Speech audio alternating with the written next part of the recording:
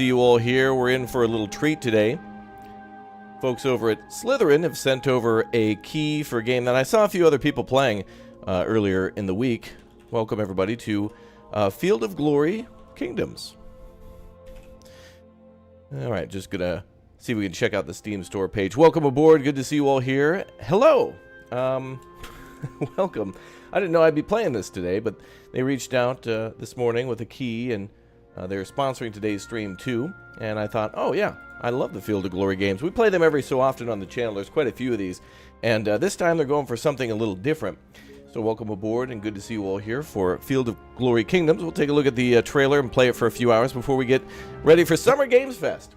All sorts of new games being announced this week. This one just came out on the 4th, so I did see a few people playing it earlier this week. If you love yourself medieval times, medieval kingdoms, if you like any sort of grand strategy game, then this is certainly a game for you. So we have ourselves strategy, turn-based tactics, war game, historical, medieval, etc. As it says in the description there, politics, religion, war, they're nothing without a legacy. Oh, are we going to start a dynasty? That can stand the test of time, lead any nation, and turn it into a mighty kingdom in one of the most compelling grand strategy games ever created. Oh, really? Oh, looks good. Take a look at the trailer then and see exactly how things play out. Kingdoms is a grand strategy. Okay. All right, we're going to watch the trailer for Field of Glory Kingdoms, both of them, just to see everything we could do and see how it goes. Strategy game set in 1054, right after the Great Schism, and it spans over 2 centuries of rich history across Europe, Africa, and the Middle East. Manage economy, diplomacy, and warfare as you lead one of several hundred nations in a deeply immersive historical simulation. Field of Glory Kingdoms is a deep, historically accurate game with events and mechanics uniquely tailored to each nation. One of the most important features is the authority system. As a ruler, you need to maintain control over your realm. Your ability to keep your Polish population monarchy and vassals in check is essential for your success. The game also introduces a detailed dynastic system. While you play as a nation rather than a dynasty, planning your succession carefully is still decisive. Religion also plays a pivotal role. Neighboring factions with different beliefs will lead to tensions and, at times, unavoidable wars. Losing too many holy cities could trigger a crusade or dramatically shifting the game's balance. You'll need to manage your population, from the lowest peasants to the most influential nobles. Presiding the social hierarchy and maintaining control over each class is crucial to ensure stability in your realm. Yeah, respect my authority. Is instrumental for production of resources and trade. Protect your borders and build a formidable army with units like knights, sergeants, spearmen, and crossbowmen. You can even fight battles yourself by exporting them to Field of Glory 2 Medieval, and then import the results back into the game. Oh, really? Prepare to dive into a world of epic strategy with Field of Glory Kingdoms. Oh, well, that was quite sweet. So if you own, we've taken a look at this game before.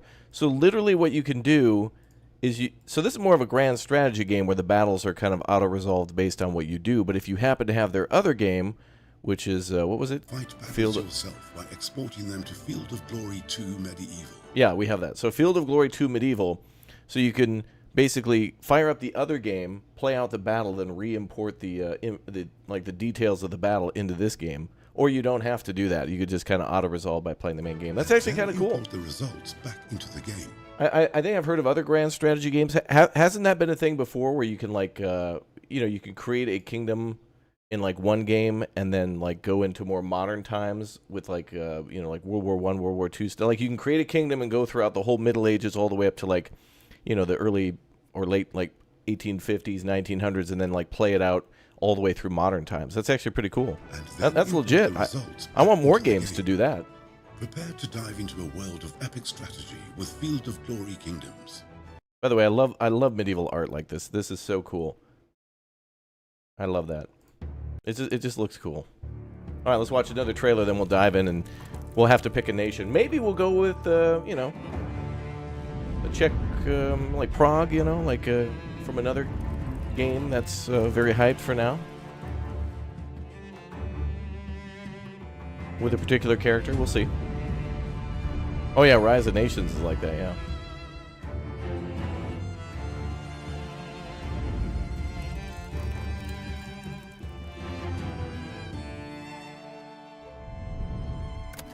Oh, we can build ports. That sounds important. You remember you could export your city from SimCity 2000 into SimCopter? You are right. I do remember that as well. That's actually quite cool.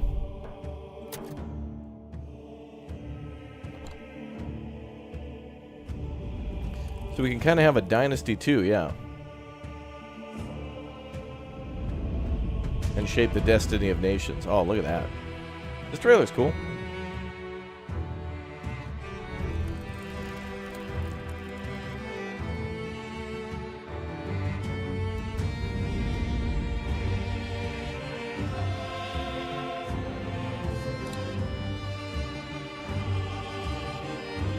Yeah, and then you can play it in the other game as well. That's cool. That's really neat how they made a new game but let it tie into the previous game as well, if you would like. But this one's focused more on the medieval stuff. I think we'll play mostly this game because I want to see what's new in the new game. But this one's available, by the way, right now for about $40 if you want to get it. And the other game is probably on sale since a new one came out too. But yeah, check the store page for more info. All right, let's jump in. Let's go play for a little bit. I'm in a whole medieval mood today. I'm going medieval today, chat. We're gonna go medieval with all the new games this weekend too. So good stuff. Yeah, Juha, you're right. Exactly that. That's exactly what I was thinking. Importing and exporting from other games. That's like a lost art. That used to be something that would be so common where you could take things from one game to another. So, all right, hold on. Ooh, and we're gonna hear medieval music too. Oh yeah, there it is.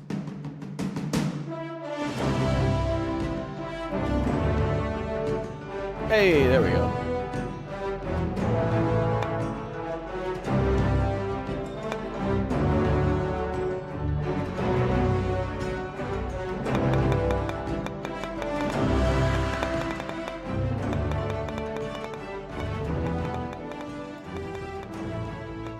Nice. All right.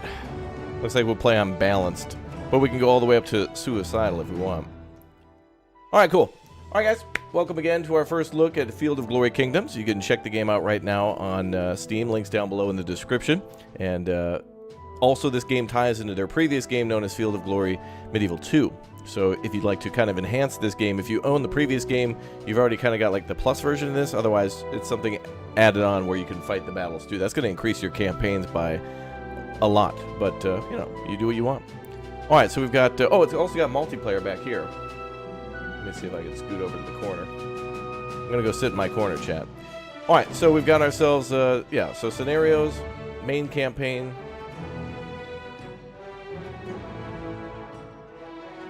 let me see if I can bring this back up on screen.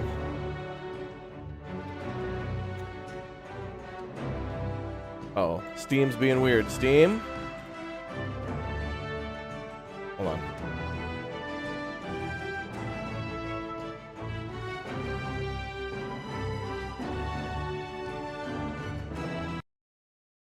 Okay.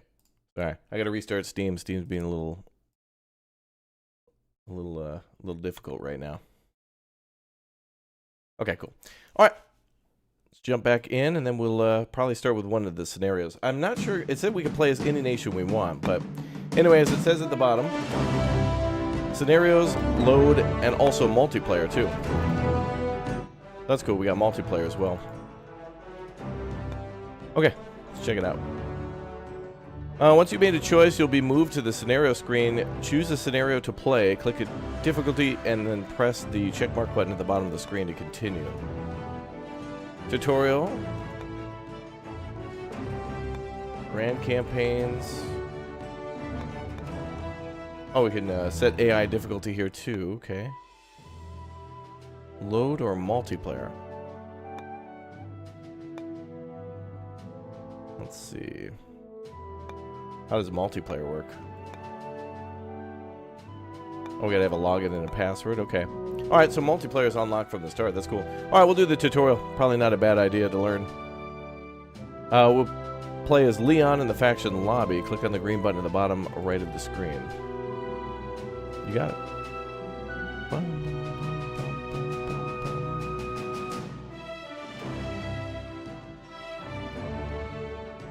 Look at that art. That is so beautiful. I love that. Ah, we're in Spain. Ooh. The music. Alright, tutorial scenario where you'll learn the main features of the game: moving and fighting, regional development, trading, religion, authority, and dynasties. Gonna get wifed up, boys.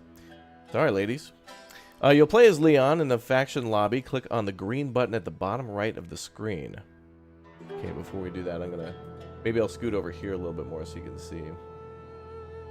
I love this music. Okay, so let's see what we've got for information. Christian Catholic, Alfonso the Brave.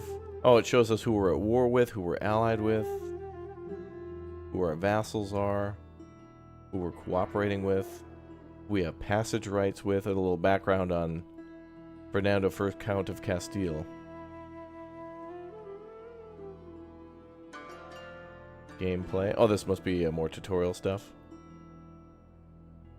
Modifiers. Late Hispanic culture.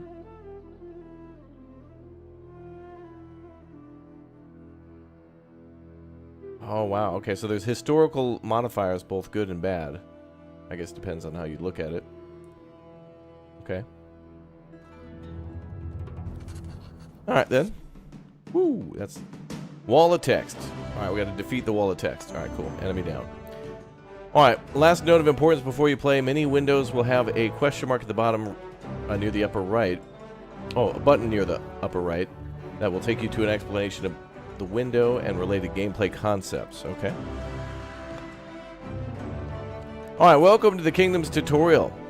In this introductory scenario, we'll see how to handle troop movement, battles, and some basics on region economy. If you want to learn more about a specific aspect of the game and go deeper into the details of many features of the game, an in-game help is often available at the right hand of many panels as a question mark button. That said, let's begin the tutorial.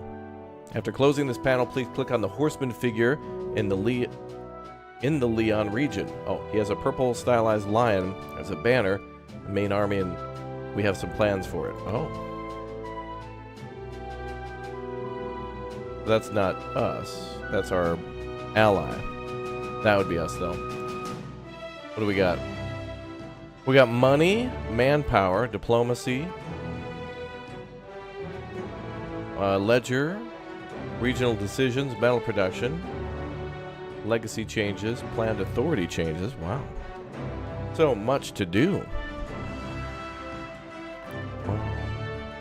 Oh, and I guess these are cities. Oh, yeah, okay. Holy Toledo.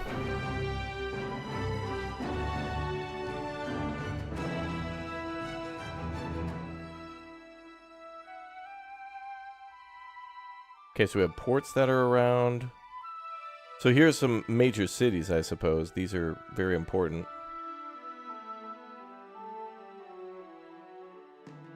Areas like Catalonia.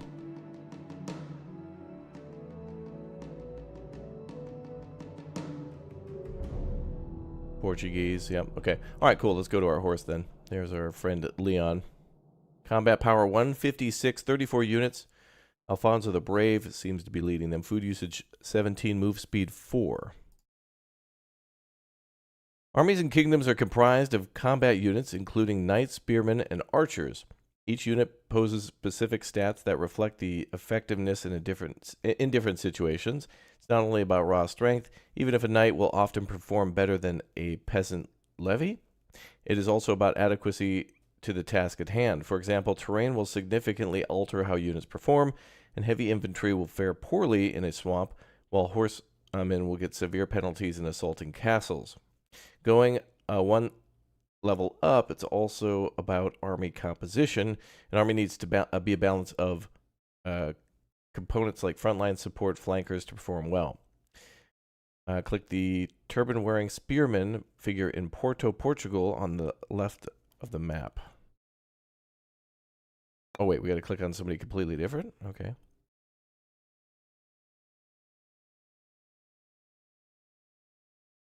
Okay, so we want to click on this guy.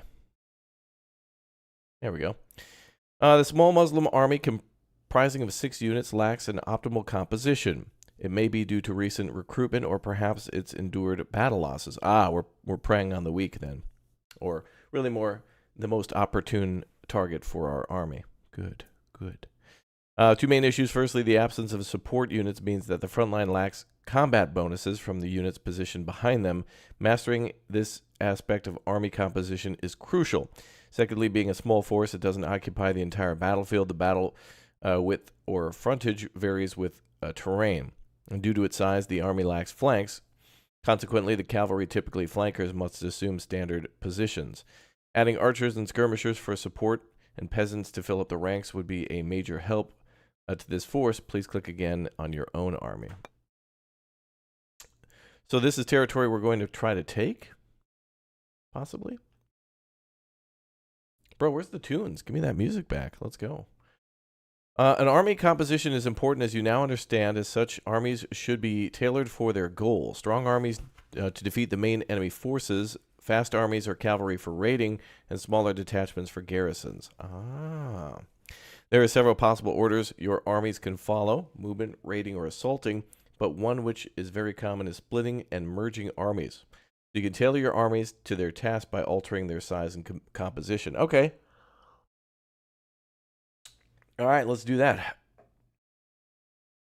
There are several orders that you can follow: movement, raiding, or assaulting, but one which is common is splitting them apart, and this is what we will do now by detaching a small unit or a few units from your main army so that our capital region still gets some of the defense even when our main army goes campaigning. Please do a right-click on any one of the numerous peasants unit cards in the 2 unit columns on the right, you see. So right-click like the spearmen. Skirmishers. Performing a right-click will select a unit with a pile of units, which is why a full stack of peasants, 8 units, is now selected. Highlight with a gold frame. Let's add 2 units of slingers, which are support units. To do this, left-click on 2 slingers of your choice, 3rd column.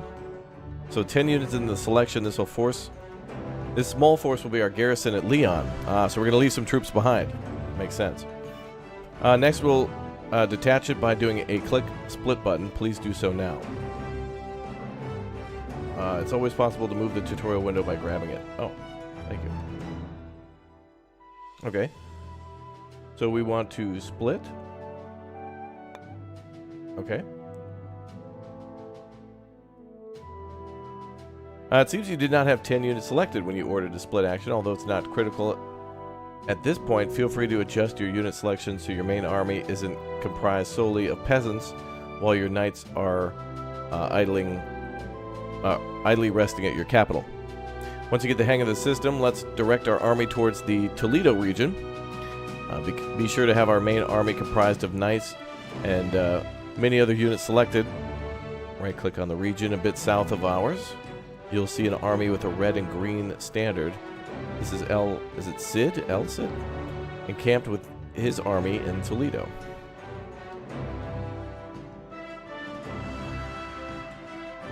You've clicked another army, not a region. If you clicked on our armies, you'll attempt to merge with it. If the army belongs to another nation, you'll follow it.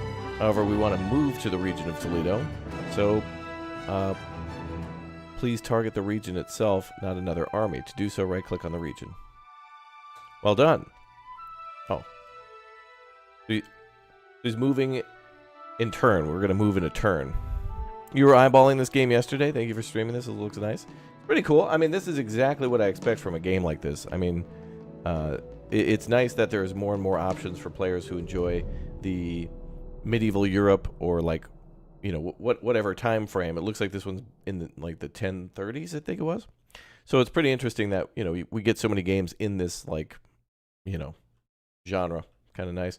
All right, well done. We'll learn later in the tutorial how to cancel a movement or add waypoints. Oh, that's nice. So you can actually make their own routes to go there if you want to go another route for some reason. For now, our main army is en route to Toledo. The map consists of regions which can be grouped into predefined domains, also known as provinces, for better efficiency. Most nations need at least one region to survive and avoid defeat, though a few can subsist without. Interesting. Kingdoms is a turn-based game where armies only move after you click end turn. Additionally, the game features simultaneous movements from all nations, creating a more realistic and dynamic experience as your adversaries may have plans to counter yours. Click on the end turn button at the top right of the screen, and we'll move to Toledo. Boom. We did it! Oh my god, chat, we're the best. Wow, look at all the other nations moving. Or factions. Wow. This is the second turn, and our army has moved to Toledo region. Let's resume by clicking on our army in Toledo and then on the general or king portrait on the left. Okay, so our army came here. We left troops back behind at Leon, as they mentioned. And does it say what's there? Oh, look at that. We got options to build stuff. Nice.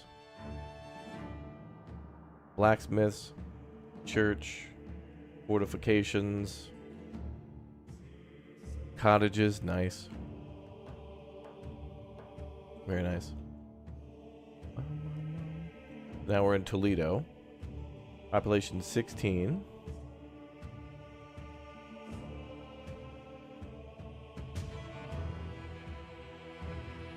Alright. First, click on a region that is part of a province you own. It'll show you the province panel, listing all regions as a summary. This is convenient for a quick view or how to ask the AI to handle the entire province, called domains for you. Provinces and domains are handy not only to get a summary of what's happening in several regions at once, but also once you start to have a large nation to delegate management to the AI. Provinces or domains also allow the naming of a character in charge, providing bonuses. Oh. For more details on and how to control, you can manage your regions. Click again on the map at Toledo that the province panel switches to the region of Toledo.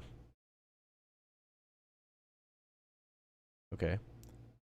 So this is our province management. Okay. Oh yeah, there it is. All right. So province, diplomacy, unit queue, armies, trade details. Oh, and it also tells you what kind of landscape it's in. So this is rough terrain. Interesting. El Cid is a legend among Spanish history from this time period.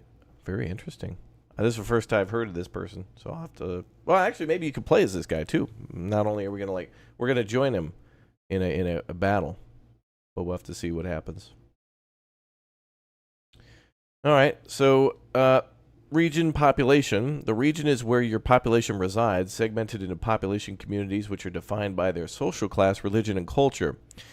Each population community has an on-rest value, which is how, if it aligns with your religion, culture, and low if it does not do that, high if it follows a different religion or is heretical.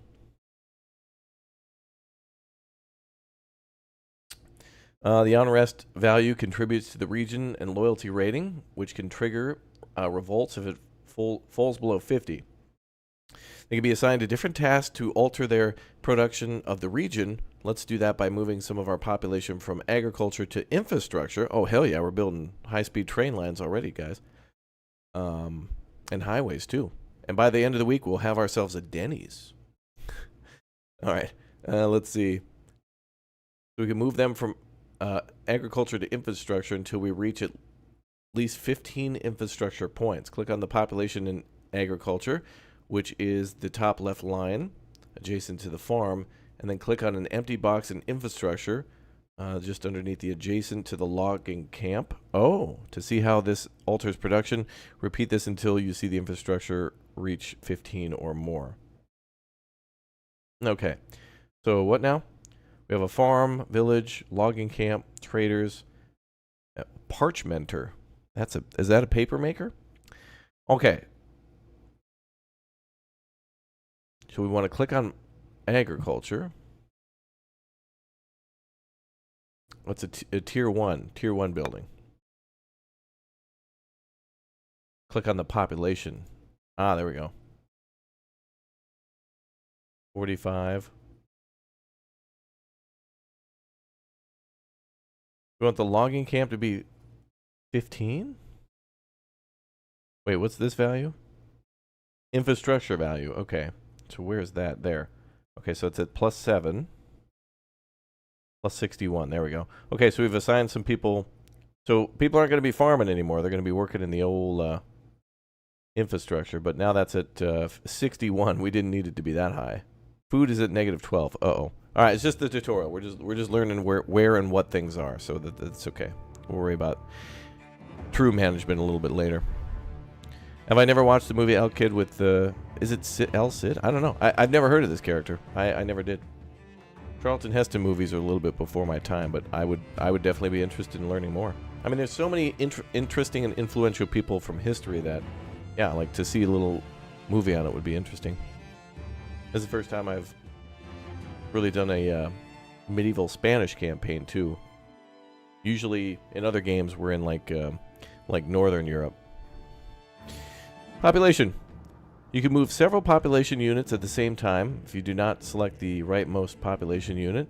It's also important to note that not all social classes can perform every task, and the game won't allow, for example, a clergyman to work in the fields.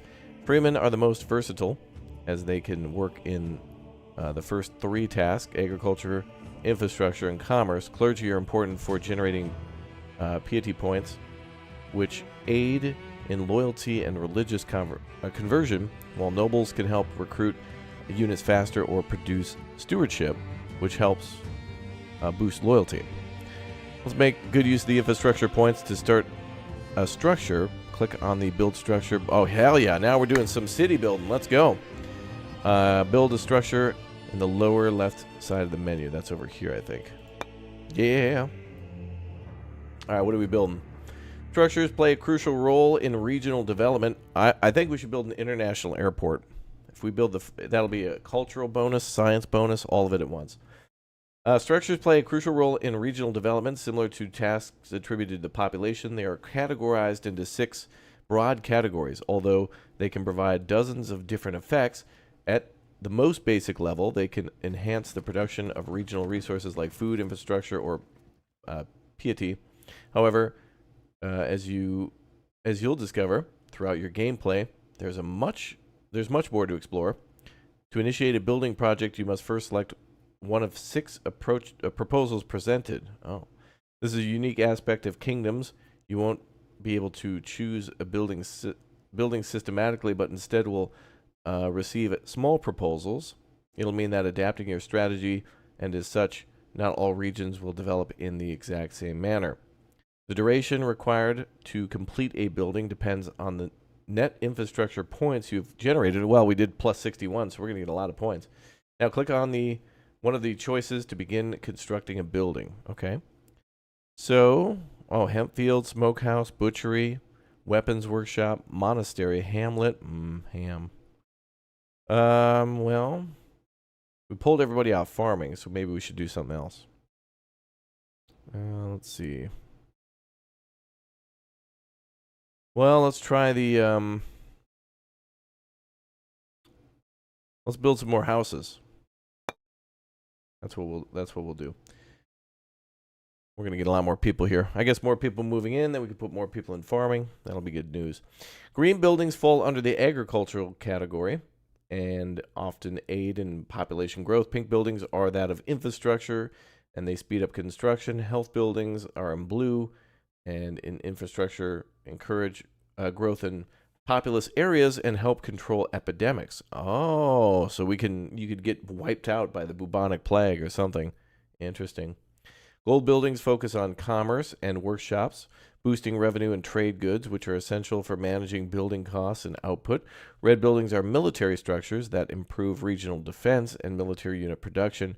Orange buildings are piety structures, generating piety like clergymen do, maintaining population loyalty and countering heresies. Blue buildings are stewardship structures that help maintain order and by reducing loyalty penalties due to distance from the capital. Oh, that's interesting. If none of the building options appeal to you, you can issue a regional edict instead. To do this, first click on the currently under construction structure to reopen the building proposals panel. Edicts are quite useful, allowing you to choose from a variety of structures to build. However, they do come with an authority cost, usually ranging from 1 to 3 points. Authority is a valuable resource. It is worth nothing that authority accumulates. Oh, it's worth noting. Sorry, it's worth noting that authority accumulates more slowly the more you have. Oh, so you can't really float a lot of it. You have to spend it. Avoid spending any authority is often not the best strategy and is certainly less enjoyable. With that in mind, please click on the wax seal button to open the edicts panel. Oh, there we go. Oh my god, bees. Oh, so this is kind of like more sub-construction. Oh, okay. So you can focus on building something in general, or you can build something specific too. So we got food storage, pigsty, flax fields, beekeeper, poultry farm, shepherd house. We've got craftsman burrows, mining exploitation, crude smelters, wells, rat catcher. Oh yeah, that'll raise health. And surface mining iron. Then we've got commerce. That looks like acrobats, furrier. A gambling ring, weaver shop, shoemaker shop, aka a cobbler, and a tannery. We got military buildings so we can build walls, baileys, and palisades. Tournament grounds, levy camps, fletchers, and levy weaponsmiths. Alchemist lab, religious preceptor, pilgrim refuge, commoner cemetery, gravedigger, monumental cross, and then freeman cottages, village green, town crier, huddled shanties, and then storytellers. Oh. So those take infrastructure points to do that? Yeah. Oh, okay. So commerce and production buildings. Oh, it takes authority for that. Okay. Well, all right, we got a lot to build then. I didn't see much for ports or whatnot, but I guess some of the options may change based on where we're building a city. Like maybe if it's not as fertile, maybe farming won't be available and hunting will be. Something like that. Maybe. We'll see. You wonder what the alchemist does? He becomes full metal. The edict panel is straightforward. It first lets you choose from one of 6 available building categories, and then the category that you select, you can pick a specific structure you want to build. Not all options are available. Yeah, but you can unlock more by meeting certain conditions. Additionally, the cheaper buildings are listed, and buildings that are uncommon or rare aren't shown. Oh, okay, so there's even more than that. Starting a build with an edict means that you'll still need to build it in a usual way by accumulating infrastructure points. Click on the building you'd like to construct. I would like to build a gambling range. Should we do some fruit slots? Well, we pulled people off farming, and I did want to try to build some houses and stuff. So let's just do a cottage for Freeman. Morgan Freeman. Okay, I think I did it. Many buildings operate more efficiently with a trade good, whether produced locally or imported. Some buildings generate trade goods, while others consume them. And if you do both. If a required resource is lacking, the building will still function, but you'll face a penalty, a cost that varies depending on the missing trade good. To delve deeper into trading, click on the trade button, rightmost button on the top left of the region panel. Boom. Oh, that's a couple of things. We got a couple of things here, boys. Couple things. Oh, we have a lead vein here. Nice. We got parchment going, grain, wood. We're exporting weapons, or at least producing them. We've got wood, and then that makes paper too, copper, iron ore, leather, and brass are missing. And then missing bonus trade goods. So we need flax, silver, brass, tiles, and brick, and then tools. If you're governing a large developed country, trading might seem overwhelming. That's true. But the good news is that it's fully automated. A building, and by extension a region, that requires trade goods will automatically seek them within its trading range, as indicated at the bottom of the trade panel.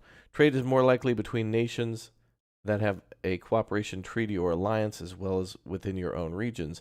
You can't trade with an enemy nation if there is a competition for a resource, i.e. one unit of iron is available, but 2 regions within range needed. The trade acumen, bottom of the trade panel, plays a significant role in determining who secures the deal. Keep an eye on the merchant republics. A trade good is consumed by one structure upon arrival, but remains available for bonus uses. Explore this concept by clicking on the Trader's Bureau in the region panel.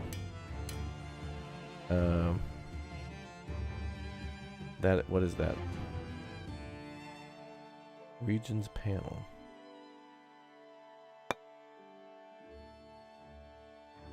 Oh yeah, we can make units too. Where is that?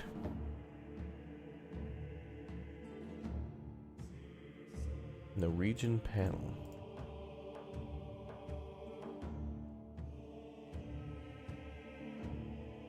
There's so many buttons. I'm taking it all in. YouTube won't let you watch with ad blocker on now. Yeah, they've declared war on all the viewers. They don't want you guys watching without paying the fee. It'll either be your time or money. That's what they want. Alright, click on the Trader's Bureau in the region panel. I don't know what that is.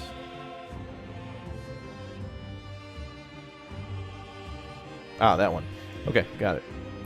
Alright, the Trader's Bureau is a noteworthy building. It serves as a milestone building. Oh, unlocking the second half of the commerce tree, each category has one such building. Oh, so there's like tier 1, tier 2.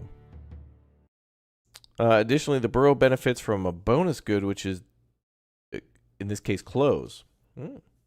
If you open the trade panel, you'll notice that your region neither imports nor produces any clothes. Intriguing, isn't it? Bonus goods can actually be sourced from your own regions or any adjacent regions, unless they're enemy territories. These goods aren't these goods aren't consumed. They simply serve as a bonus to enhance your production. To learn more, please close all panels, then take a closer look at the civilian region of Cunenza in the southeast border by Toledo. Click on the region itself. P.S. Remember, you can move the tutorial window by grabbing it from the image. Yes. So they want us to look at this one. As you can see, there's a spinning mill here. The fate of the cloth produced there. Click on it, please. Don't affect the bonus good.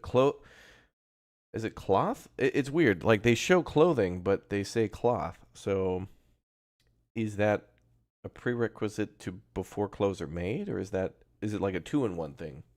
Like, sometimes games will make it where you send wool or flax to a building, and then they make clothes out of it, skipping the whole like having to make the fabric section. So I'm kind of confused as to whether or not it's like wool and then cloth and then clothes, or wool and then they like weave it and make clothing out of it in the same, in the same step. We'll just call it cloth for now, I guess. All right, the fate of the cloth produced there doesn't affect the bonus good. Cloth serves as a valid resource for all structures that use it as a bonus good because they show clothing. So other things could use cloth, like a ship maker, for example. Cloth doesn't have to become clothing. Anyway, don't worry too much about bonus goods at the start. They'll come into play naturally. Only if you're playing as a challenging nation should you actively pursue them. While they're not essential for success in kingdoms, optimizing them uncovers a rich mini-game within the game, full of nuances. But let's move on from trading. To proceed, close the spinning mill panel, then click again on Toledo twice as it's a domain of yours, and then go to the unit queue button. Oh, we're going to make armies, all right? So All right, I can do that. Well, that's interesting. All right, so is there a visual way to see? Oh, that must be all the connect. Oh, I see. So when you double click on that, it highlights all the adjacent friendly territories. I thought this was like a sub-region, but it's just connecting to everything that's friendly. Oh, I can hear woodmakers going on. All right, so click on the unit queue. All right, units and kingdoms are divided into 3 categories. Standing army units, which are generally powerful and expensive to raise. They gain experience. Normally, it'll cost you authority if you lose or disband them. Next are levies, which are inexpensive to recruit, but don't gain much experience and cost too much in upkeep to keep when not in use. Lastly, there are mercenaries who... Oh, good, the game has mercenaries. That's nice. Who usually cost only gold, but quite a lot of it. Recruitment speed is influenced by the equipment production of the region or domain province. Nobles contribute significantly to this if they are assigned to military tasks. Military buildings provide additional equipment to accelerate recruitment, although the general population doesn't contribute much in this regard. To review a unit, left-click on it or right-click to add it to the queue. Add at least 3 units to the queue to continue. Well, what could add to our current army? We've got cavalry, just a little bit. We've got spearmen, slingers, and peasant militia. So pretty much any foot soldier is going to help us here.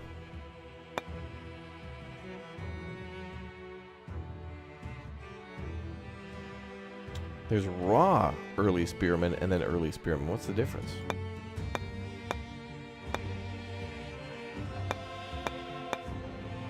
Those must be more like militia. Like these troops cost 125. These troops cost 24. How much cash do we got? Oh, okay. We might have to keep it cheap for the first move. Ooh, crossbowmen. I don't think we can make these here, though. Unit can't be recruited as required structure is missing. Okay.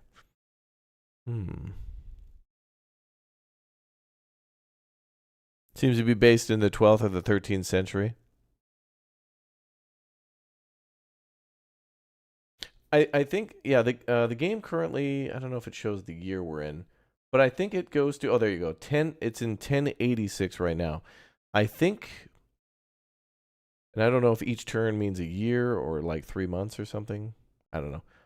But anyway, I think you can play through more history than just like the early, like 10, maybe you can go up to like 1300s. I'm not exactly sure, but I know that of the other games that I played, they usually go a span of about 500 years just to give, like usually it's from like 900 all the way through to like 1400 just to, not always, but like usually that's the span where sometimes they go a little before the medieval period and then a little into like, I don't know, Renaissance and whatever age comes next.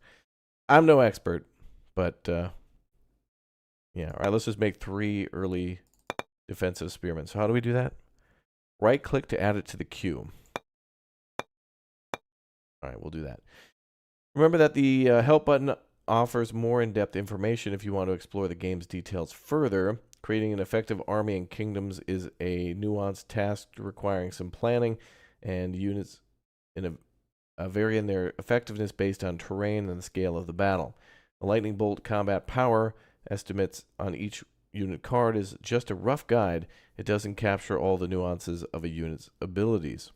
Spearmen may be effective against cavalry, a cavalry charge in open ground, but they'll struggle against even light woodsmen in a forest setting. Okay. We'll go into detail about this during our first battle. Oh, we're about to go into battle. Let's go.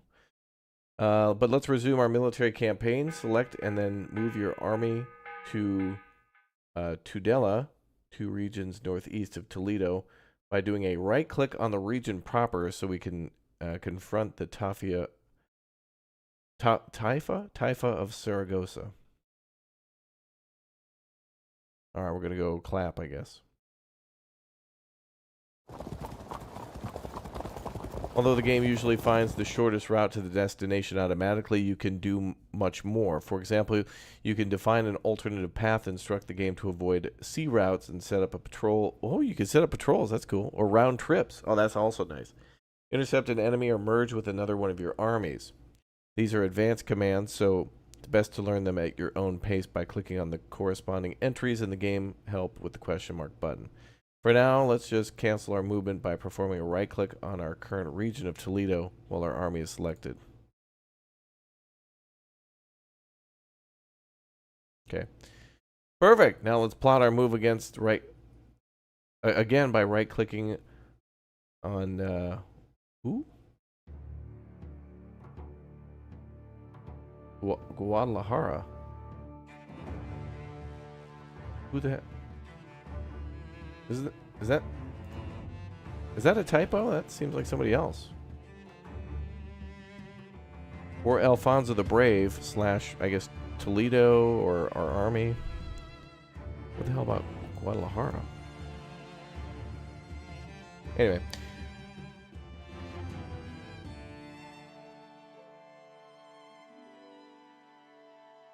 Oh, I see. They want us to...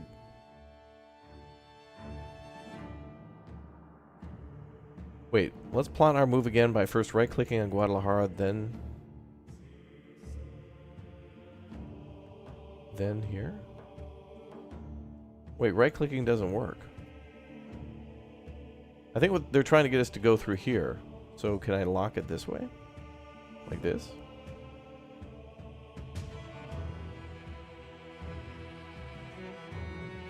Plot our move again by first right-clicking on Guadalajara, then on Tudela. Wait, that doesn't seem to work. I think what they want us to do is have the army selected, right-click here, then click here. Yeah, okay. All right, there was like some additional instructions missing there. So first we had to have the army selected, then there, and then there. Okay, makes sense. Cool. All right. You can activate it in a terrain overlay by hitting the 6 key. Oh, that's cool. I kind of feel like I'd want to see mountains all the time. Well, that's nice.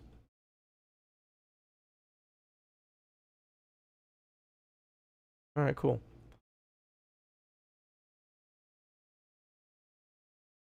Okay, where was I? Given our army move speed of 4, since we have some spearmen in the presence of tracks in each region we cross, this doesn't affect our turn of arrival. Armies must pay the full move cost of a region over a single turn to enter it. About this, you can activate the terrain thing. Yep, that's what we did. Click on the pointy shoe button at the at the bottom right of the screen above the mini-map. Ah, okay. Oh, so that shows you how difficult terrain is to travel through? Okay. Offers a wealth of information. Utilizing them will greatly assist you in your conquest or kingdom management. Once you're done, end turn.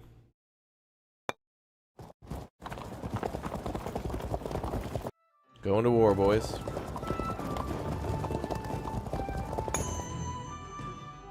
Campaigning and logistics. While we're en route to the enemy territory of Tudela, let's discuss logistics. The saying goes, an army marches on its stomach, not literally unless there's a severe wound, which means your soldiers need to be well fed. To proceed, select your army by clicking on it so we can delve deeper into what this entails.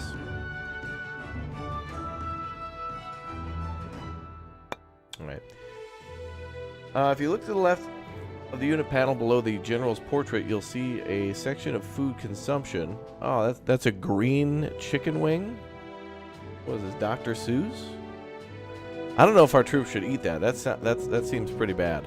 I don't know about that.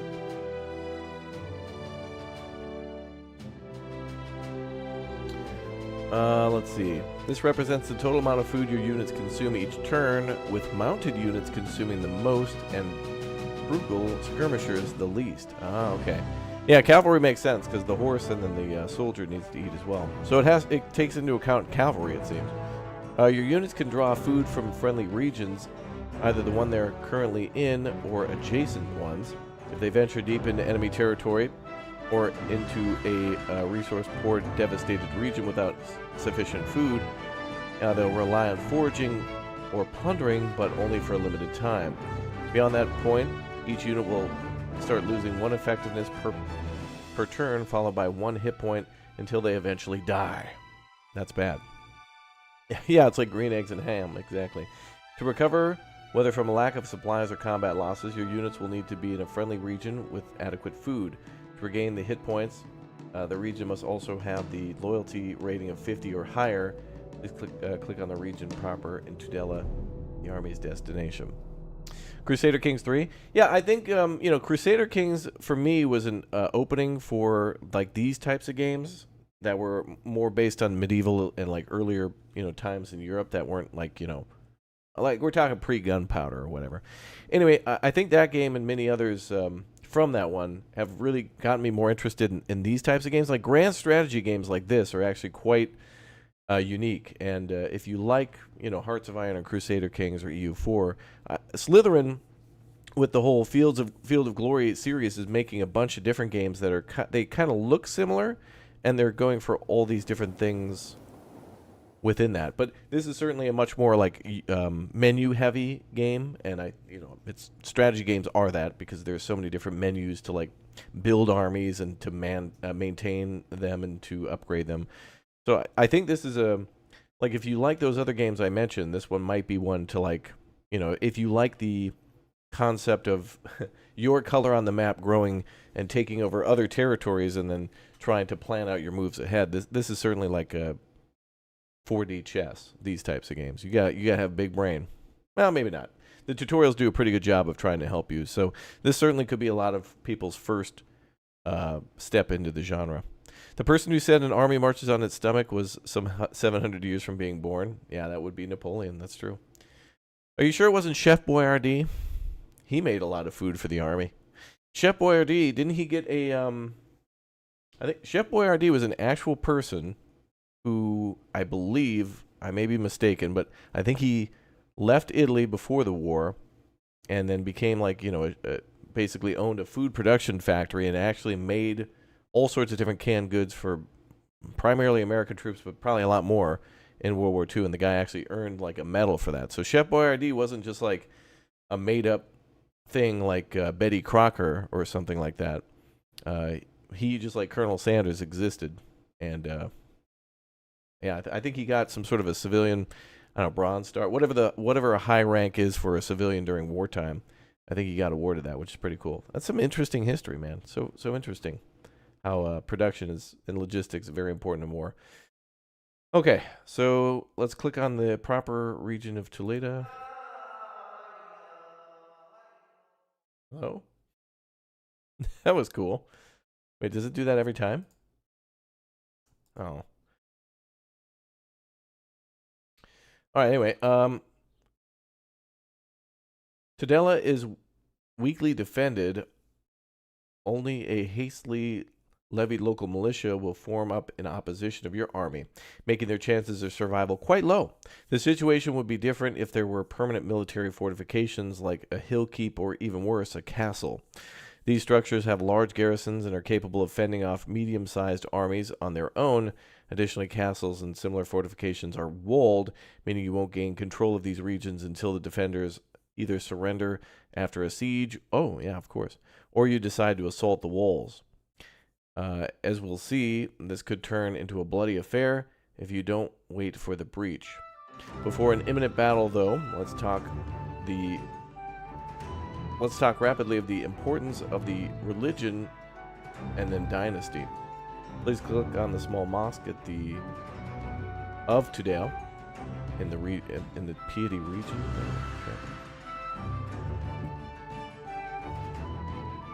Oh boy. Here we go. Another system. Let's go get crazy.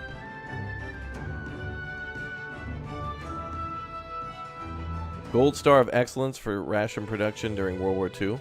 Yeah. Ettore Boiardi, yeah. Which people just call them Boyardee.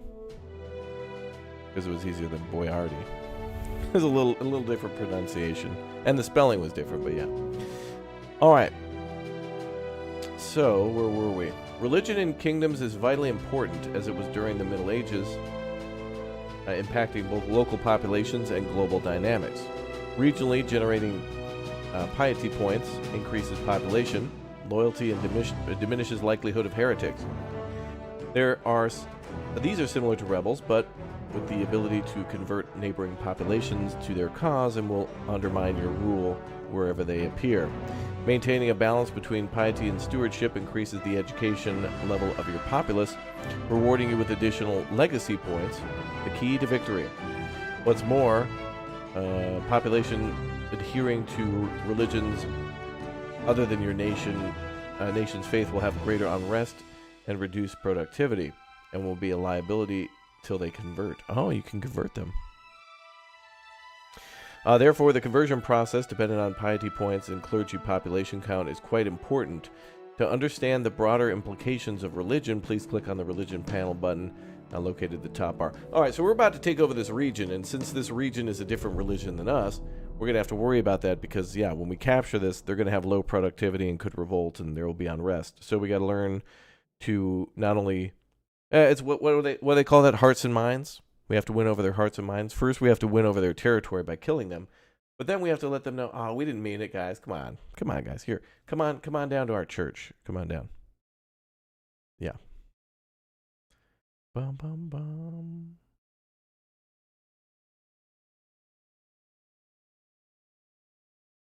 All right.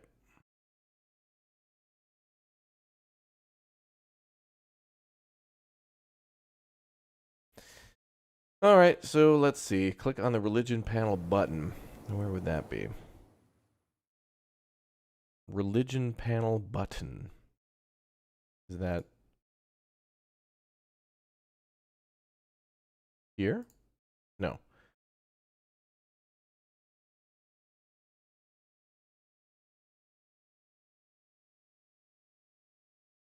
Located in the top bar immediately left of the Leon coat of arms. Oh, okay. That one? Get out of my room. Okay. Oh, you can see where all the different religions are too.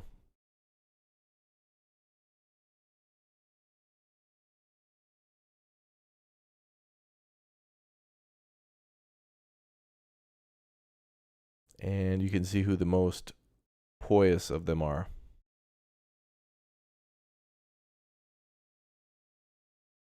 Then you can have Crusaders and Mujahideen. Okay, well that's actually quite interesting that there's another menu within that, but it doesn't seem we can interact with it too much. All right, tensions often arose between Christians and Muslims, and conflicts or harassment aimed at pagans or Jews were also common during this period. Nations of differing religions will, over time, experience progressively degraded relations unless they form a treaty to maintain mutual understanding. In the absence of such treaties, a holy war, such as the Crusades or Jihad, may occur. These wars frequently target conquest of the 5 holy cities, Rome, Constantinople, Jerusalem, Mecca, or Medina. Participation in a holy war offers benefits like extra authority gain and automatic passage rights with fellow participants, but can also entangle you in costly and protracted conflict. The Crusades, in addition, introduce specific elements such as Crusader factions, which are intensely focused on their goals. Please now click on the nation panel at the top bar or hit N. Wait, which one is that? Top panel.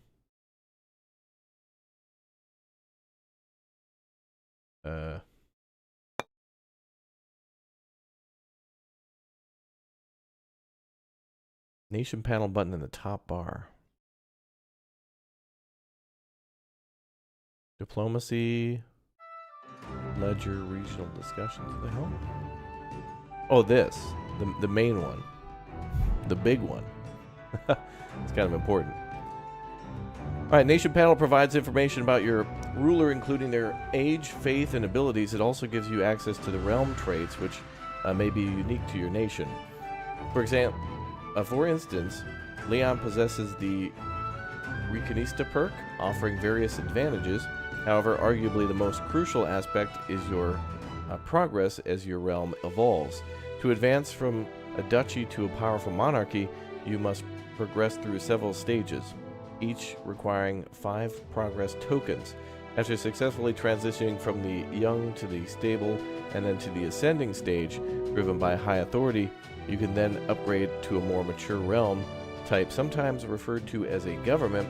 Yet this journey is long, and high authority comes with many drawbacks, so it's wise to consolidate your position and proceed cautiously. Now, let's take a closer look at your dynasty, which plays a significant role in effective governance. Please click on the ruler or hit N. We did. Or do we have to hit that again? Oh, okay. So you can hit N twice to go into like 2 sub-menus. Or, well, one main menu and then a sub-menu of that menu. Oh, boy.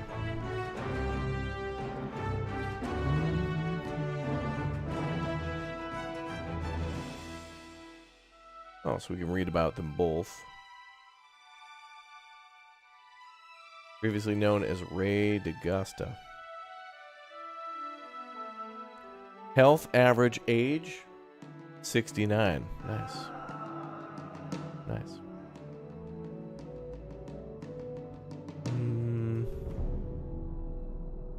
Spouse loyal 73. Oh, and then there's our sons and daughters. Oh, okay, so this is the whole diplomacy tree. The dynasty tree. I'm trying to see how this is all going. Well, I guess kind of diplomacy, because there's other nobles, but they might not be related to us. And then there's relatives. Brother, uncle. A couple other uncles in there. Wait, what the hell? We have a 23-year-old uncle?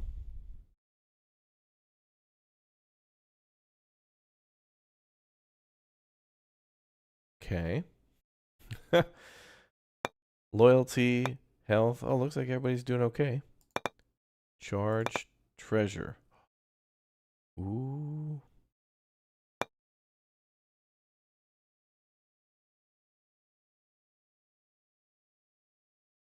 Okay.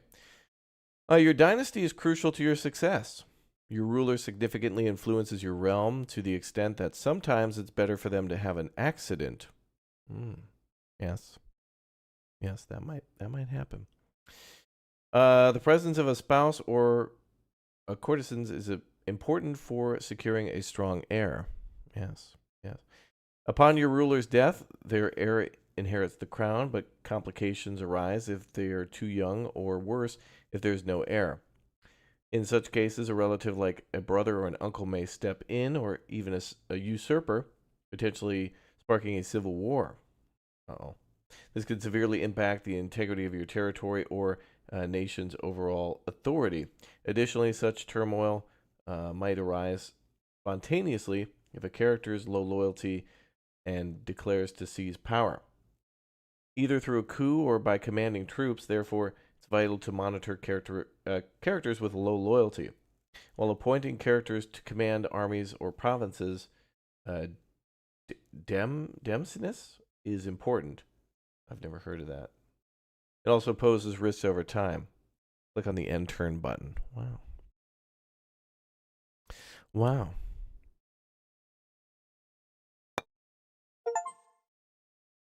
Steam achievement. Have one of your regions at least one building of each type. Oh, wow. We got an achievement. Time to go to war now. The Battle of Tulda. The battle's about to begin, but before uttering... I'm not even going to try that. España. That's all I got. Sir James... Oh. St. James and strike for Spain. Santiago y Sierra, España. Please click on the region of Tudela. Oh boy, it's going down. Yeah, oops. With the region panel for Tudela selected, hover over the terrain icon, which is displayed as a brown roundel with 6 inscribed. With a 6 inscribed on it? What the hell? A hotkey would be nicer instead of describing it. Do they mean this?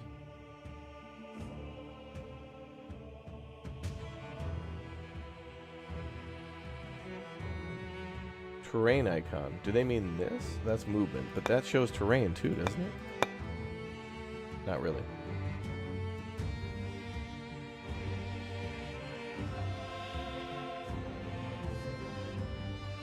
Weird. Anyway, okay, the tooltip reveals several important features about the region. First is mountainous, which means it costs 6 movement points to enter unless there is a track, which would reduce cost by 2. A frontage of 6 is indicated. Frontage refers to the battle width. Only up to 6 units can engage each other in combat. Therefore, there are a few armed peasants from Saragossa that will face 6 of your units in the upcoming battle. Through that should be more sufficient to defeat them. Last but not least, there is defense rating of 2. This means that each peasant will gain a +2 bonus in their defense in battle, which is significant. While it may not save them, consider how different the situation would be if there were heavy spearmen instead. With that said, let's not delay any further. Click on the end turn so we can proceed to the appointed battle. Oh, what? Okay. So first, okay. So you have to arrive into a region first. Then battle is after that. So you have to move to it. Then even when you arrive, you have to go to the turn after that after you arrive. You can't fight right away.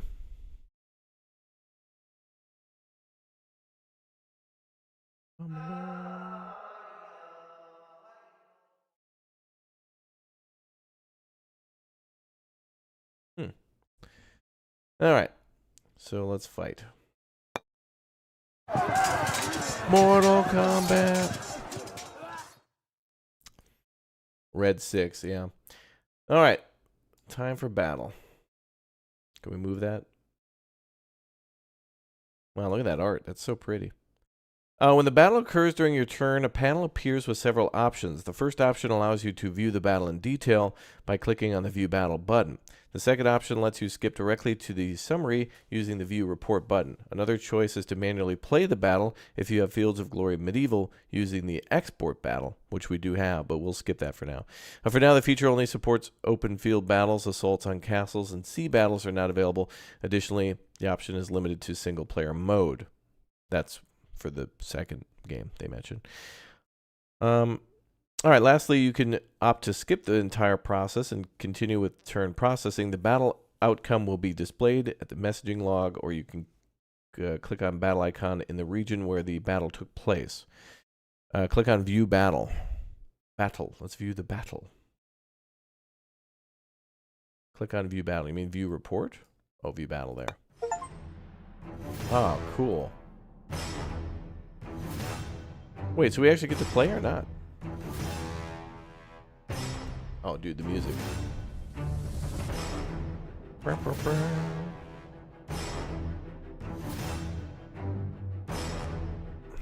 Alright. Battles take place on a grid resembling a checkerboard where the raw combat value of each unit is just 3 factors that determine the outcome of each skirmish. These factors are combat value, leadership, and efficiency. Each play a unique role in a duel as units face off in a one-on-one melee combat. Each factor operates differently from the other two. In essence, poor leadership can't be offset by sheer combat power, and even a skilled general can only do so much to compensate for low unit efficiency. Ideally, you'll want to optimize all 3 variables, but that's easier said than done. This is the triangle rule. To follow the tutorial more easily, make sure the continuous play check box is unchecked. Click on the large button featuring an arrow to go to the ranged phase. Ranged phase. So first, the troops who are ranged attack.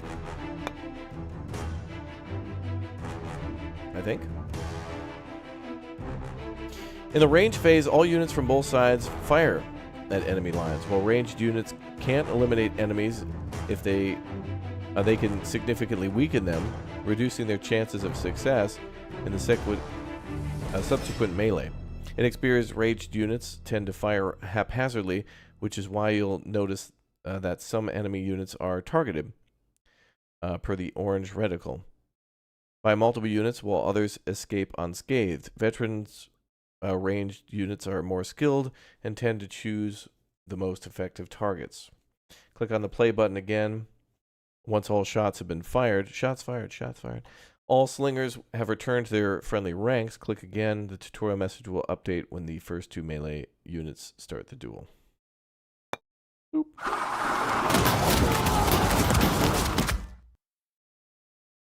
And again.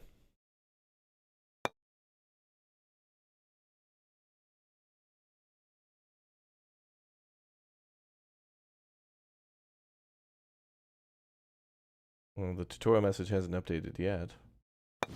There we go. Because they need to go back. So it was like twice to do their go forward, do their move, and come back. Cool. Melee combat consists of a series of duels between opposing units. Each unit rolls a number of dice equal to 1 plus the efficiency of the commanding general. If present, so each unit rolls between 1 and 3, only the highest die roll is kept. Additionally, each die is re-rolled until a unit value is at least equal to the sum of the unit's experience and effectiveness. This die value is then added to the unit's combat value. If a unit is exhausted, meaning it has 0 effectiveness, the combat value is halved. Combat value is also receives a bonus from the unit position behind it, 1 if it's a melee unit, and between 1 and 3 if it's a ranged unit. Finally, terrain defense and the unit's sustainability for the current terrain, heavy infantry in the woods, will further modify the combat value. Click the play button at your convenience. Now.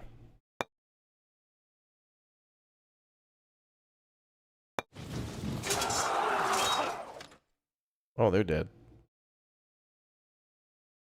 Okay. Well, one more to go then. They've got, javelins. They've got javelins. In some instances, flanking attacks occur.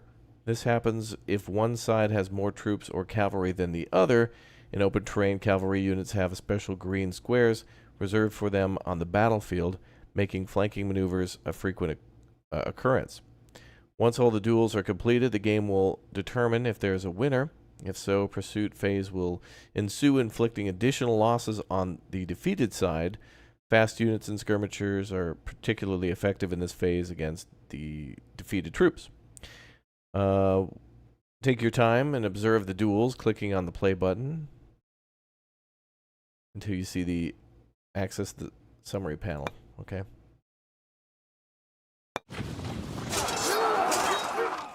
I want to see it. Do it. There's that flank. They're dead. They died to death. We won the battle.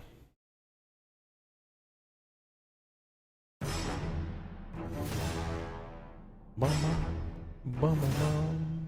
Shot. We won.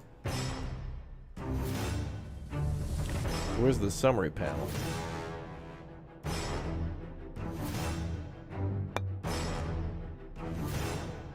Ah, there.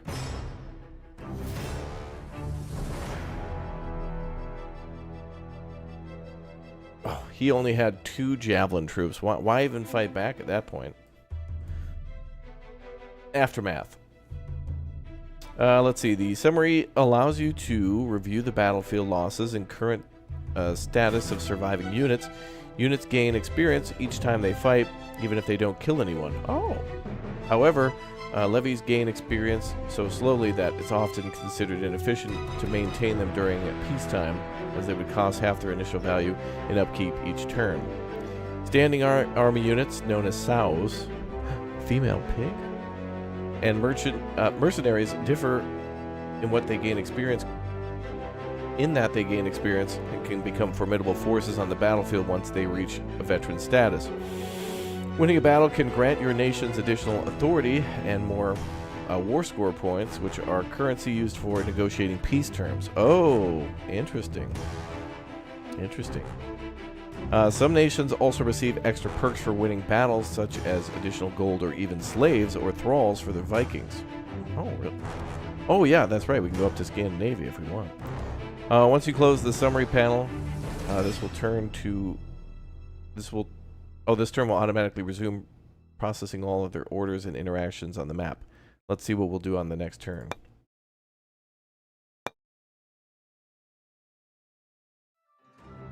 Oh yeah, because it was the end of a battle. So the end of a battle also kind of was like the end of a turn? Is that right? Like, if you fight a battle and you win, well, win or lose, it seems like it ends the turn?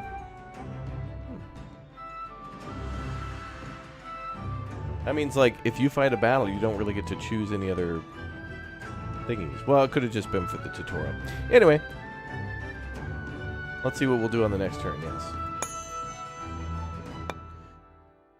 An easy victory, the hard part begins. Winning battles certainly helps win a war, but there are many times when it feels like time is against you, or that the war is more costly than anticipated.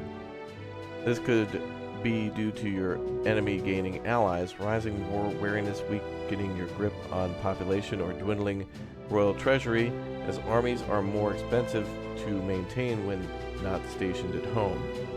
To see what's happening in Tulda, please close this window and then click on the Tulda region.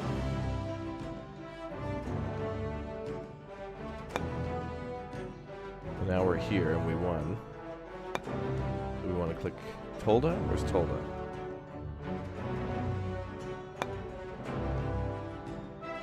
Oh, here. Okay. War-occupied regions. As you may have noticed, Tulda now appears with stripes featuring both your nation's color and green of Saragossa. Okay, well, it doesn't, but yeah. There, now it does. Okay.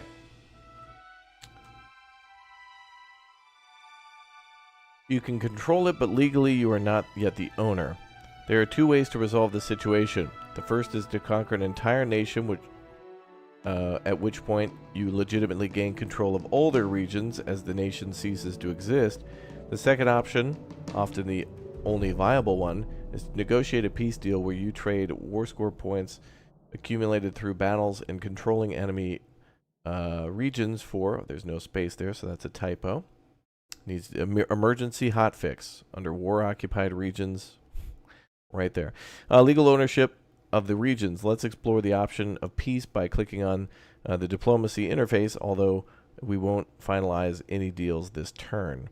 Click on the handshake in the upper left of the region panel. After clicking on the diplomacy button, you'll initially see the diplomacy panel with your nation selected. Man, this game's got like just system and different mechanic. It's cool. It's what you expect.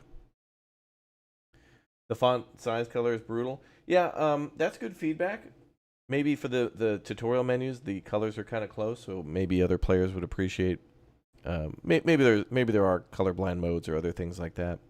But I see what they're going for, though. They're trying to make different things, different colors in some of the menus to represent commerce, trade, military, whatever. Where were we? So after clicking on the diplomacy button, you'll initially see the diplomacy panel with your nation selected plays a significant role. Relationships with other nations will largely determine what you can gain from them during peacetime. To improve the relationships in peace, consider making a reasonable and mutually beneficial transaction, sending gifts, or entering into cooperation treaties. This will pave the way for more substantial and binding agreements like passage rights, vassalage, and alliances.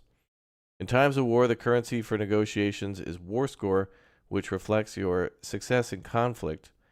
To explore how to negotiate, click on the Saragossa coat of arms under the Wars label, and then click on the Peace button until you see a new panel.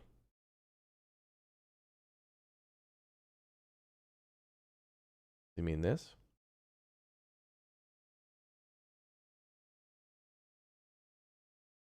Then click on the Peace button until you see a new panel. Peace.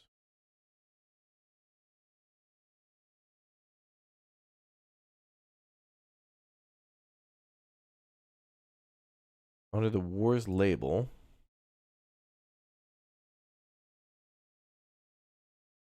wait a minute, hold on.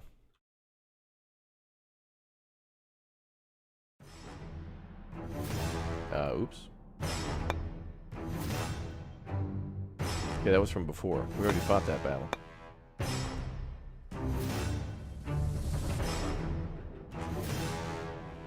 One issue with military conquest is the local population tends to be restless, as indicated by the loyalty marker for Toledo,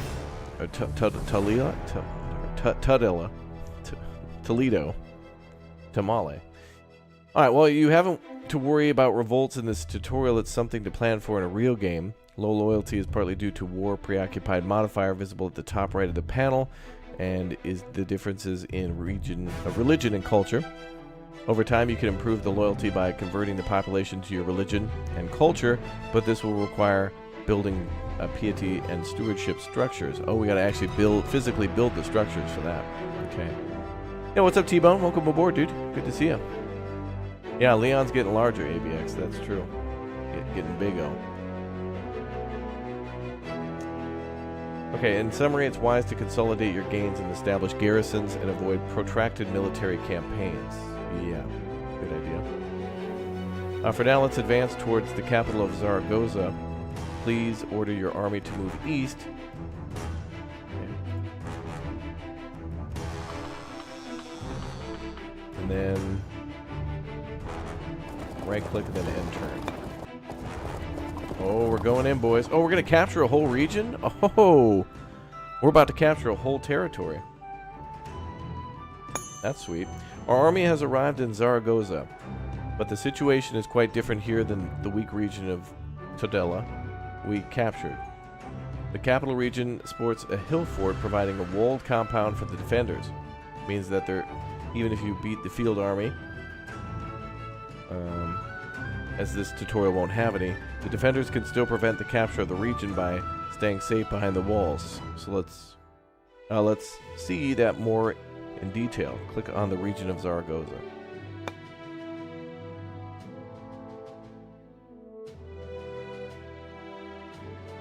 Wanted to click them all and see if there was differences, but I guess not. A tough nut to crack. A mini panel pops up. You can move it around if needed, indicating the region is under siege. It has more important information with accompanying tooltips. So they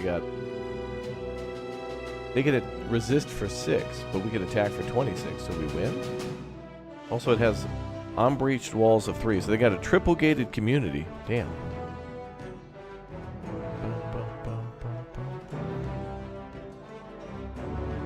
Alright. Oh, yeah, there it talks about wall levels. Firstly, it shows a number of breaches and fortifications can withstand until you create as many breaches as the defender has wall levels. Any assault will be perilous due to the defender's significant defensive bonuses. Oh, really?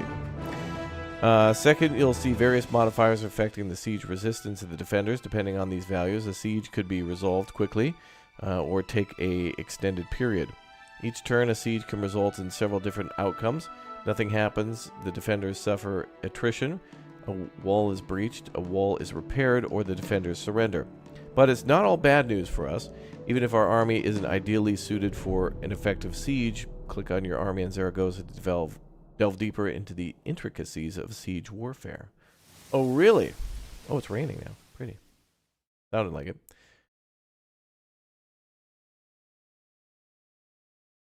Oh, we're going to get help from an ally now. Siege warfare. Even if you've had your previous victories, your army still has some weakened units. As mentioned earlier, to regain effectiveness power, your troops need to be in a supplied area, and currently we're in enemy territory. Tudela is not equipped to sustain us with its limited food production. Regarding our army composition, knights and clumsy spearmen may not be the most efficient units for a siege. Ranged troops like archers and lighter infantry would be more effective. However, as we've noted, it's not all doom and gloom. The enemy is under siege and will gradually weaken, especially if their food stockpile dwindles to 0, leading to starvation.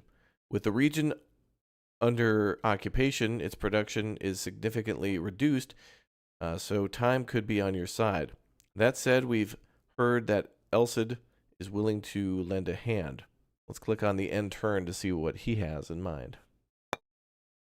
He's going to give us bombers. Medium range tactical bombers. Possibly a smart bomb. Or 2.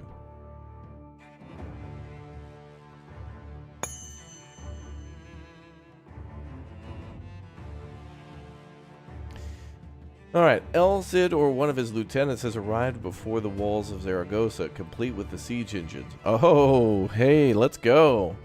What do we got? Trebuchets? Click on the region of Zaragoza to see what's happening. Hell yeah, brother. Maybe he brought tanks. Oh yeah, that looks to be an M1 Abrams right there. Sweet. The fall of Zaragoza. As you can see, the estimated duration of the siege has changed significantly. Oh yes. This is part due to the siege engines that El Cid has brought. They offer substantial bonuses against walls, but are hard to acquire. Typically, you'll tip the scales with more common units like archers and light or medium infantry. Even peasants can be useful here. After all, the more hands you have, the quicker you can dig tunnels, fill moats, or haul extra boulders. The siege mini panel now shows that the walls are breached on breach wall 0 of 3. Wait, what? On breached wall 0 of 3? Shouldn't it just say like 3 out of 3 breached walls? I don't know. Whatever. Let's see. Please click on your army. Your army now has a much better chance of storming Zaragoza, as well as the walls that have been breached. A breach also provides a more modest defensive bonus for the besieged. Depending on the type of keep or castle, they can sustain a varying number of breaches, offer a modest or large defensive bonus, and you'll have a small or large frontage. Lastly, but not least, and relevant to our situation, El Cid's army might decide to join you in the upcoming battle. Be sure the assault button of your army is selected, i.e. highlighted. Click on if it need be, and then end turn. What now?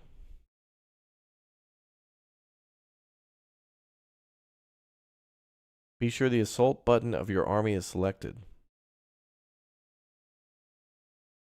Oh yeah, okay. Assault fortified structure, next opportunity. Okay. Now we should go to battle.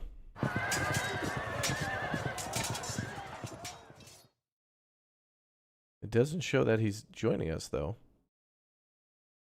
Or maybe it will.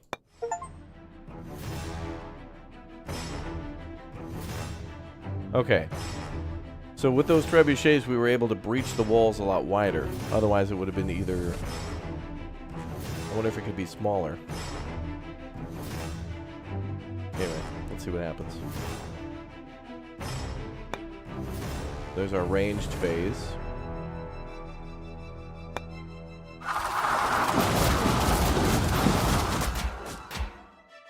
Alright.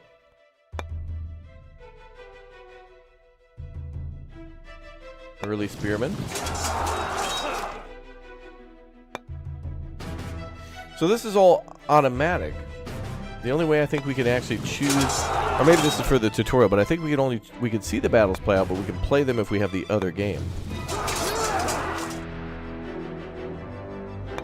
Which this seems pretty basic anyway. It's all about the setup.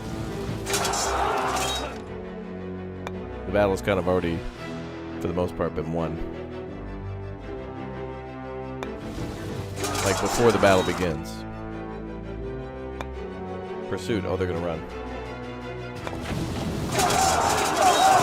Well, they were gonna try.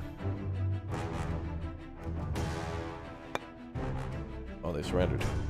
Victory!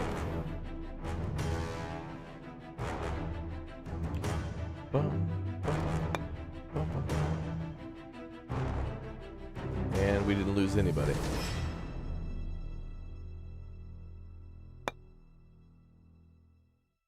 So now the territory is ours.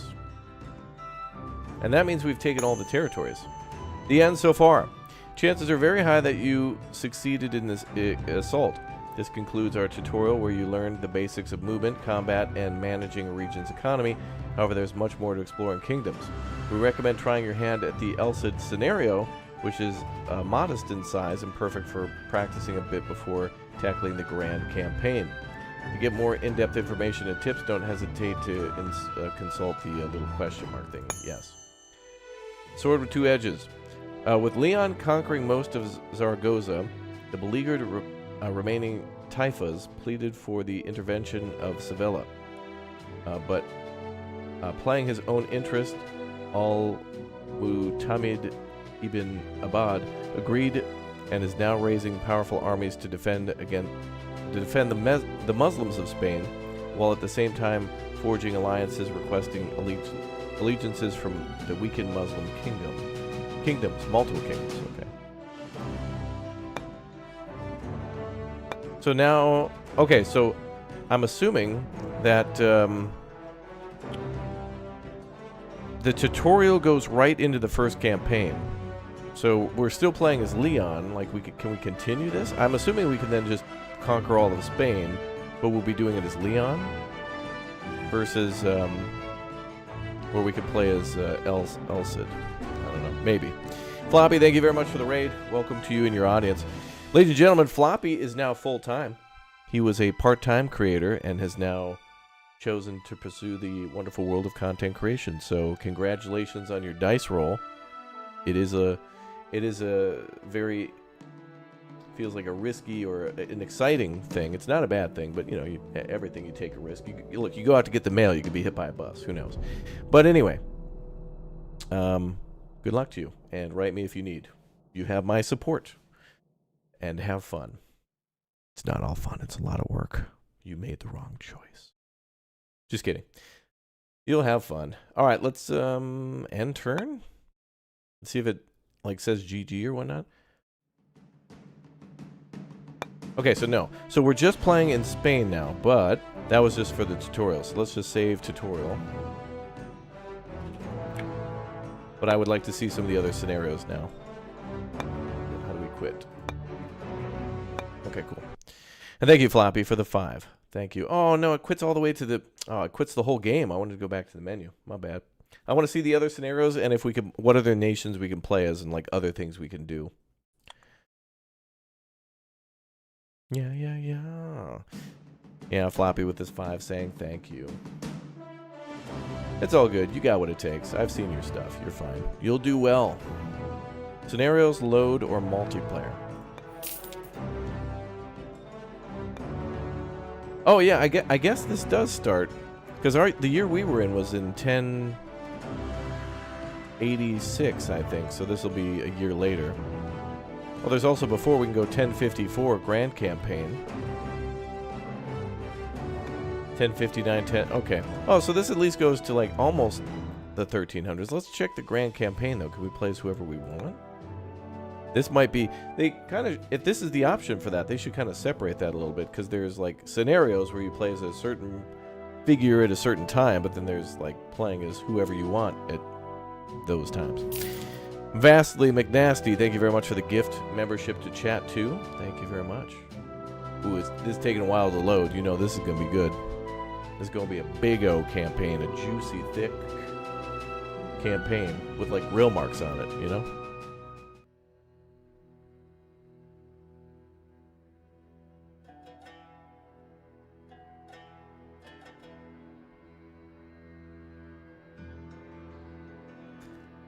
Oh, we can pick as whoever we want now. Perfect. Oh, look, we can play as Bradford's ship, the Byzantine. All right, cool.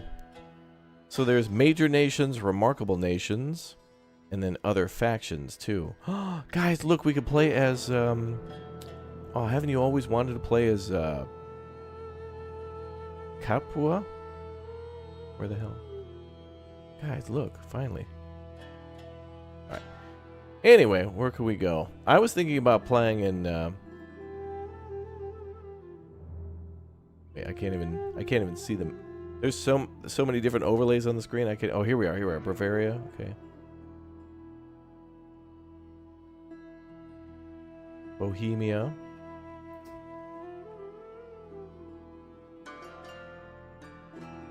Ooh.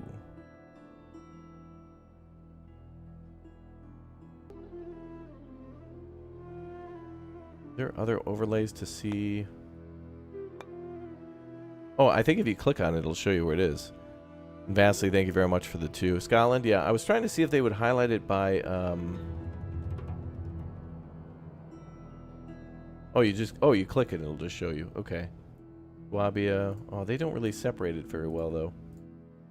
But I guess it's these colors that we want to pay attention to. So there's Saxony, the Holy Roman Empire, Verona. You've got dude, bro, they had trains. They had a train track. Yeah, you could do crusades, yeah.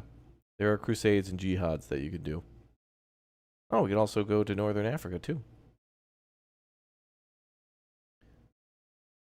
We can play as the Fatimids if we want to. The Byzantine Empire. Hungary.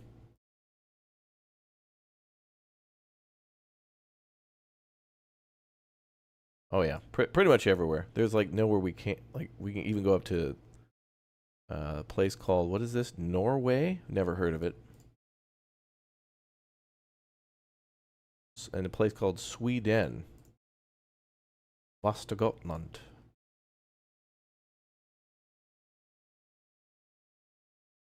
Uppland. Sverige. Oh, can finally conquer Denmark once and for all before they invent Legos. Stop them before they get ahead. Well, anyway, so we've got a little bit of time. We can play as a nation, just kind of see how it goes. What do you guys think? Who should we play as? There's major nations here. We got England, the Byzantine Empire, Holy Roman Empire, France, Scotland, the Celtius, the Rus, the Cordoba, Fatimids, Castilla, or Venice too. And then there's remarkable factions: Smolensk, Novgorod, Poland. Oh yeah, there you go. It shows finally.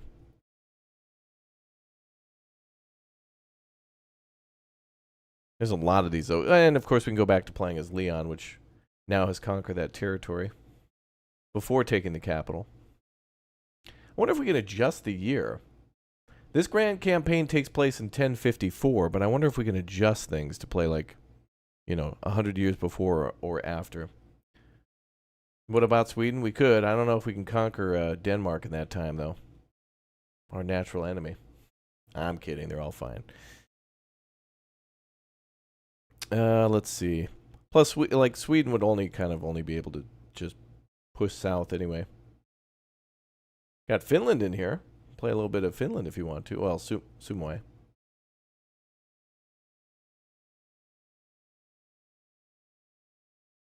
Wow, look at that. That is some really...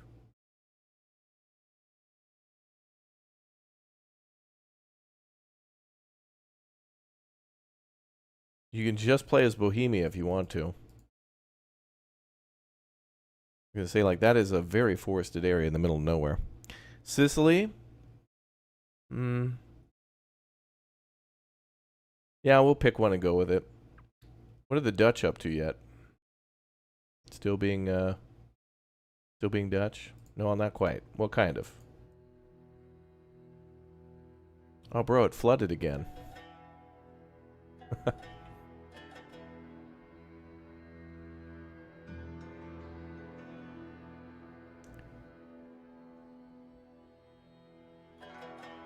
I'm trying to see if I click on these parts of the map, if it'll change the kingdom. Oh, it does. Okay. So Upper Lorraine. Okay. All right, let's just do... Spain was cool and all, but let's go somewhere else, like Central Europe, maybe. Hungary was kind of cool. They were doing stuff. Let's be Poland. Let's be Poland. All right, Christian, Catholic, and Polish. Their vassals are Silesia and Lesser Poland. A little background on Poland. Modifiers. Any pierogies? Converting the masses. Faction modifier. Structures can... reduction to infrastructure cost by 10%. Late Polish culture. Stewardship, Western feudal state. Food bonus plus 10. Sure, whatever. Whatever. Can you play as the Pope? I don't see an option for that, but that would be interesting if you could do that. Okay, context, yep. They give you the whole background of what's rolling in Poland at the time. We've got an army. We could immediately start wars if we want to.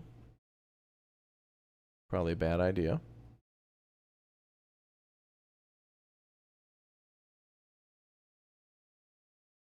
Prussia. That seems insignificant and not worth anything at all. Wink. Oh, okay. We've got at least like 3 armies, I see. Slovakia.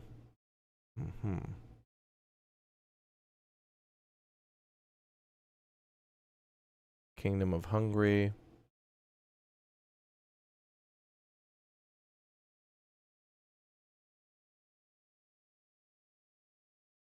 Oh, yeah, even more.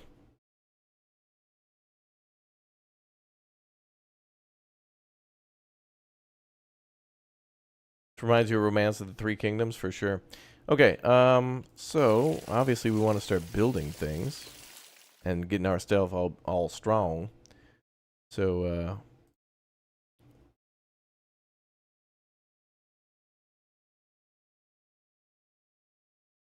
what do we got for cities here?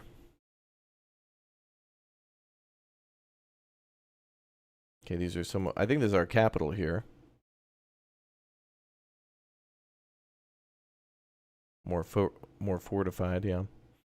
All right. Well, let's build some farms. Get those populations up. You know how this goes.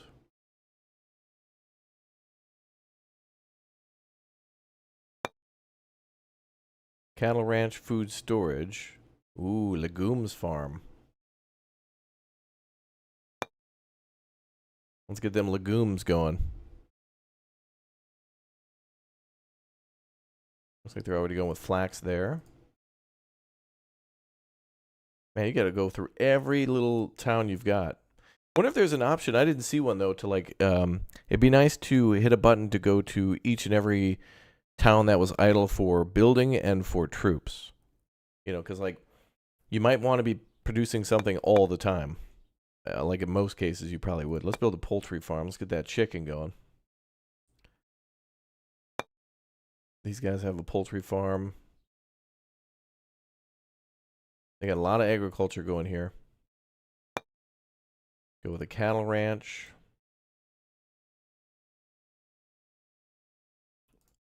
What else we got? Oh, they got hemp going here. College town. Ooh, a bakery.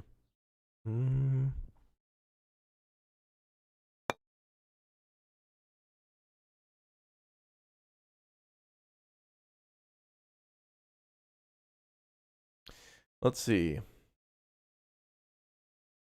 Go with more chicken. I think your first move is pretty good with food, because with food then comes more people, and then of course then you could do everything, like more mining, more cutting down trees, more people in the military, and it seems like I think it'll take away from your population to do that. I'm not entirely sure, but can we also build a military unit separate at the farm? I think we can. Polish mercenary axeman. Early spearman defensive. Poland can make mounted crossbowmen. Can we get the winged hussars? Maybe not yet. Might be a couple days. A day or two. Early light archers. Alright, ranged units probably would be good. What army is nearby? They've got peasant militia, early archers. Okay, adding more archers would probably be good. What's for dinner? I'm having chicken and rice, and Wednesday you graduated. Damn, dude, you're living on cloud 9. Chicken and rice is good. Okay, let's make those units. Let's do more ranged. We can make 2 groups of those, and some spearmen. And oh, is it per region? Oh, it is a regional thing. Not per town. Which makes sense, I guess, because you could pull hundreds of people from all over. So yeah, here it says 3 units queued. Is the game turn-based or take place in real time? Everything's turn-based, yeah. And there are some battles, but the interesting thing is that you can export the battles to a different game and then jump between the two. So I guess if you were going to do like a campaign in this game where you're pretty much dealing with all of, 1054 Europe, that depending on what you want to do, there's a lot to do here. Like the Byzantine Empire is kind of like right in the middle of everything, like kind of where it is. So imagine just being like, I'm going to go attack, I'm going to go take over Egypt or something. So then you just go down here and wipe out this dynasty. If that was your goal. Of course, things change at any time, but that could take IRL weeks. These are the types of games where it's not like, I'm going to play a quick game of Conquer the World. Like, no, that doesn't happen that way. All right. So what more can we do with our armies? Can we... Okay. So we got a bakery here and a craftsman burrow. We can also do trade details. These guys are just making a lot of stuff. And they're, yeah. Oh, these are a vassal, right? Lesser Poland. Kingdom of Poland and Lesser Poland. Bro, we got to get you guys in. Yeah, we got to get Lesser Poland in. Like, we got to get them to apply to be Poland. Okay, let's build some more stuff. Any logging we could do up here? Mining we could do. Needs wood trading. Can be imported from the neighbors. I still feel like just basic farm. Like, they don't even have a farm there. Basic farming is such a good early move for everyone. It'll take a while, but, we'll get there. Is there a president or a mayor of the regions? Oh, there is a way to assign, like, a governor or something to each of these regions. How did I do that? Here. Click to appoint a peer of the realm to the domain. Depending on their proficiency, he will be able to provide more or less bonus. So we can add a bonus to administration, military, or piety. The peer with governing the domain can still be a general, but with a low penalty to the AMP stats. So we can assign generals or like people who are from nobility. So from our here, I think. So maybe nobles? Or maybe relatives. I don't trust this guy. Look at this dude. That dude is about to try to poison me. Sir, I am Casimir the Restorer, okay? And I want you, look at this guy. He is that bro. That dude is 100% up to something. And I don't trust this lady either. Look at this. Or guy. Sorry, I couldn't tell. Has an unknown ability. Has a dice next to it. How old is this dude? 8? He's up to something already. By 7.5, you're already up to plotting. If you're not plotting by 7.5, what are you really doing with life? Look at this guy. How old is this dude? 20? Bro, you look like that at 20? This dude looks like a guy who you probably went to high school with who owned like a Camaro or like a Charger or something and would do donuts in the parking lot. Like, this is the guy who, hey guys, I got to get out of here. I got to go to my job at Subway at 6 and be home by 9. It's going to be a rough night tonight. I'm going to stay up late. But has the Camaro. Oh, we can actually scroll. There's more people. Is that Farquaad? You can't tell me that's not Lord Farquaad, this guy. Okay. Anyway. I do appreciate how all the portraits are an attempt at, like, medieval something. Medieval art. Oh, look, it's Peter. 4-year-old. Is that my son? We're 38. Whoa, hold on. Hold up. Okay. There does need to be a little work on the portraits, though. Radziwill, noble son, age 16. Hold on a second, sir. Someone's trying to lie and get like 10% off of their kids' meal at Denny's. Like, oh yeah, kids under 18, anybody who's a minor eats for half off on Tuesdays. Like, hold on a second, sir. I need to see an ID. Look at this guy. 16. Yeah, right. Okay, they need to maybe sort the portraits by age a little bit. Because, like, look at this guy. I'm supposed to be 38. This dude is beating me. in like the bitter beard battle. He is winning, dude. The guy's pulling off an absolute dub. All right. Oh, we also have perks for our leader too. So we have consolidator. Ruler once has acquired the lands he sought will consolidate his position and develop his realm well. Legacy gains from owned claims increased by 100%. Infrastructure bonus 10.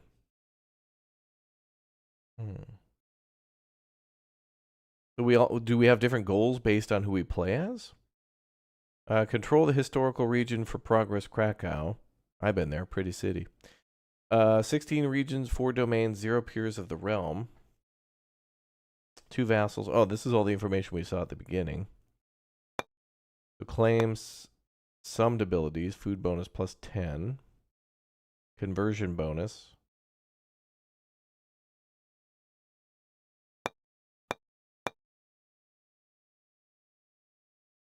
Oh, he literally is a restorer too. There's a perk for that. This ruler is an incredible former, able to rejuvenate the state and institutions to their former glory and efficiency.